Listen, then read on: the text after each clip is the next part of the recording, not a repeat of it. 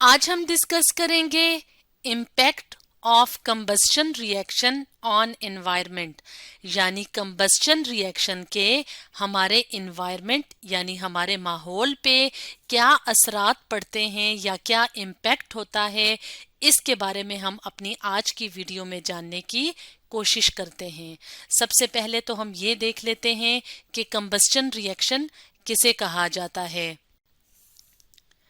तो combustion reaction में क्या होता है कि जब कोई सब्सटेंस जो है वो रिएक्ट करता है ऑक्सीजन के साथ, और हम जानते हैं कि ऑक्सीजन गैस कहाँ पे मौजूद होती है, हवा में मौजूद होती है। तो जब कोई सब्सटेंस ऑक्सीजन के साथ रिएक्ट करता है तो उसके नतीजे में एक नई चीज बनती है, यानी जब कोई सब्सटेंस और ऑक्सीजन मिलते हैं तो एक नई चीज बनती है और उसके साथ साथ एनर्जी ट्रांसफर होती है, यानी उस रिएक्शन से एनर्जी मिलती है।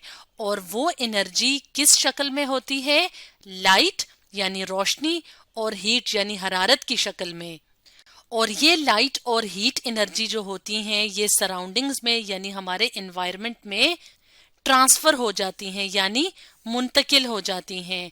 तो कंबस्शन रिएक्शन को हम यहाँ पे इस इक्वेशन की मदद से भी देख लेते हैं। तो जब हम कोई ईंधन जलाते हैं, यानी जब हम कोई फ्यूल या ईंधन जलाते हैं, तो फ्यूल या ईंधन किसे कहा जाता है? जैसे कि कोल है यानी कोयला है, या जब हम लकड़ी जलाते हैं इसके अलावा ऑयल यानी पेट्रोल वगैरह जलाते हैं, इसके अलावा नेचुरल गैस यानी जो हम गैस घरों में इस्तेमाल करते हैं। तो इस तरह से जब हम कोई फ्यूल का इस्तेमाल करते हैं, जैसे कि हम अपने सामने एक और तस्वीर भी ले आते हैं, जैसे यहाँ पे एक फैक्ट्री के अंदर कोई फ्यूल या ईंधन जलाया गया है जिसकी वजह से जो है वो यहाँ पे हमें आग जलती हुई नजर आ रही है। तो इस रिएक्शन में क्या होगा कि वो जो फ्यूल है यानी ईंधन है जो हमने जलाया है वो हवा में मौजूद ऑक्सीजन के साथ रिएक्ट करेगा यानी अमल करेगा, और उसके नतीजे में वाटर यानी पानी बनेगा, कार्बन डाइऑक्साइड गैस रिलीज होगी और इसके अलावा लाइट और हीट प्रोड्यूस होगी। तो इस रिएक्शन को कहा जाता है कंबस्शन रिएक्शन। तो अब हम ये देखेंगे कि कंबस्शन रिएक्शन के हमारे माहौल पे क्या असरात पड़ते हैं।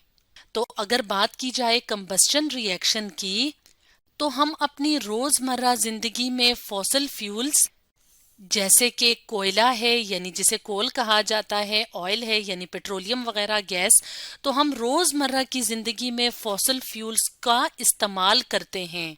तो जैसे कि हमने वीडियो के स्टार्ट में पढ़ा था कि जब हम फ्यूल्स को जलाते हैं तो कंबस्शन रिएक्शन होता है, जिसके नतीजे में क्या होता है, कार्बन डाइऑक्साइड गैस की बहुत बड़ी मिकदार हवा में या एटमॉस्फेयर जिसे हम फिजा भी कहते हैं उसमें शामिल हो जाती है।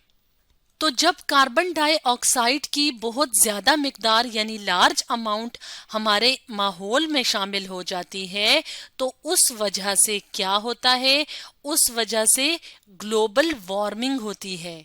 तो ग्लोबल वार्मिंग किसे कहा जाता है?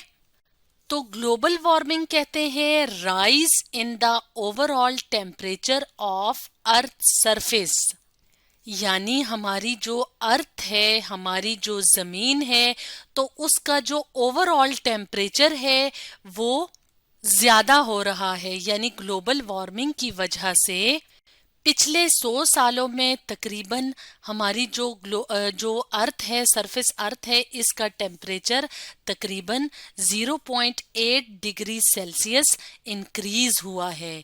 तो इसका मतलब है कि जब हम ज्यादा से ज्यादा फ्यूल्स का इस्तेमाल करते हैं तो ज्यादा से ज्यादा जो गैसेस होती हैं वो हवा में शामिल होती हैं, जैसे कि कार्बन डाइऑक्साइड गैस बहुत ज्यादा मिकदार में रिलीज होती है जब हम फॉसिल फ्यूल्स का इस्तेमाल ज्यादा करते हैं। तो इस वजह से क्या हो रहा है, ग्लोबल वार्मिंग। तो ग्लोबल वार्मिंग हमारे एनवायरनमेंट के लिए डेंजरस है यानी नुकसानदेह है।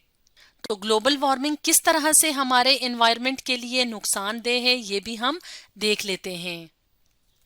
तो क्योंकि ग्लोबल वार्मिंग की वजह से अर्थ सरफेस का टेम्परेचर यानी दर्जा हरारत ज़्यादा हो रहा है, इसलिए ग्लोबल वार्मिंग की वजह से यानी टेम्परेचर ज़्यादा होने की वजह से ग्लेशियर्स मेल्ट हो रहे हैं यानी पिघल रहे हैं। तो ग्लेशियर्स किसे कहा जाता है? बर्फ के तौदे को। तो बड़े बड़े बर्फ के तौदे होते हैं जो कि ग्लोबल वार्मिंग की वजह से मेल्ट हो रहे हैं यानी पिघल रहे हैं, और इनके पिघलने की वजह से जो समंदर का लेवल है यानी जो सी लेवल है वो भी ज्यादा हो रहा है। क्योंकि ज्यादा से ज्यादा बर्फ पिघल रही है तो बर्फ पिघल के जो पानी है वो समुद्रों में शामिल हो रहा है, तो जो समंदर की सतह है वो राइज कर रही है। तो जब समंदर की सतह या सी लेवल राइज कर रहा है, ज्यादा हो रहा है, उस वजह से जो साहिली इलाके हैं यानी जो समंदर के साथ साथ जो इलाके होते हैं जिन्हें कोस्टल रीजन्स यानी साहिली इलाके कहा जाता है, तो वहां पे क्या होगा? वहां पे सी लेवल राइज होने की वजह से फ्लड यानी सैलाब आने के चांसेस ज्यादा हो जाएंगे। क्योंकि पानी का लेवल ज्यादा हो गया है तो इस तरह के इलाकों में जो लोग रहते हैं तो उन्हें हर वक्त खतरा होता है कि सैलाब आ जाएगा। और हर साल मुख्तलिफ इलाकों में ग्लेशियर्स के पिघलने की वजह से सैलाब आते हैं यानी फ्लड्स आते हैं। तो इसका मतलब है कि जो कंबस्शन रिएक्शन है वो हमारे एनवायरनमेंट पे अच्छे असरात मुरतब नहीं करता। एक और इम्पैक्ट, एक और असर की बात की जाए तो जब फ्यूल्स को यानी जो ईंधन है उसको इनकम्प्लीटली बर्न किया जाता है, यानी जो फॉसल फ्यूल्स हैं जिन्हें हम आम जिंदगी में, रोजाना की जिंदगी में, घरों में भी इस्तेमाल करते हैं, फैक्ट्रियों में भी इस्तेमाल करते हैं, तो जब ये फ्यूल्स जो हैं वो मुकम्मल तौर पे बर्न नहीं होते तो उस वजह से क्या होता है? एक और तरह की गैस जो है वो हमारी एटमॉस्फेयर यानी जो हमारी फिजा है या हवा है उसमें शामिल हो जाती है। उस गैस का नाम है कार्बन मोनोऑक्साइड गैस। और अगर बात की जाए कार्बन मोनोऑक्साइड गैस की, तो कार्बन मोनोऑक्साइड गैस बहुत ज्यादा डेंजरस है यानी खतरनाक गैस है, या हम यूं कहें कि ये पॉइजनस इन नेचर है यानी जहरीली गैस है।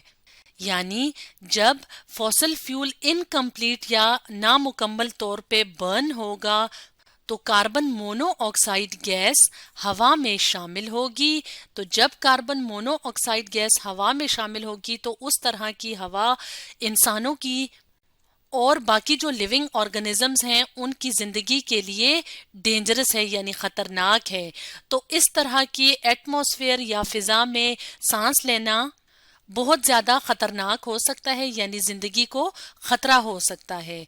तो इसका मतलब है कि जो कंबस्शन रिएक्शन है वो हमारे एनवायरनमेंट पे अच्छा इम्पैक्ट नहीं डालता।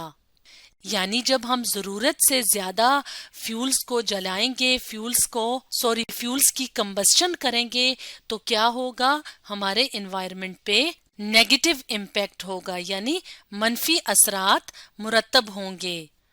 तो स्टूडेंट्स, आज हमने डिस्कस किया impact of combustion reaction on environment के बारे में।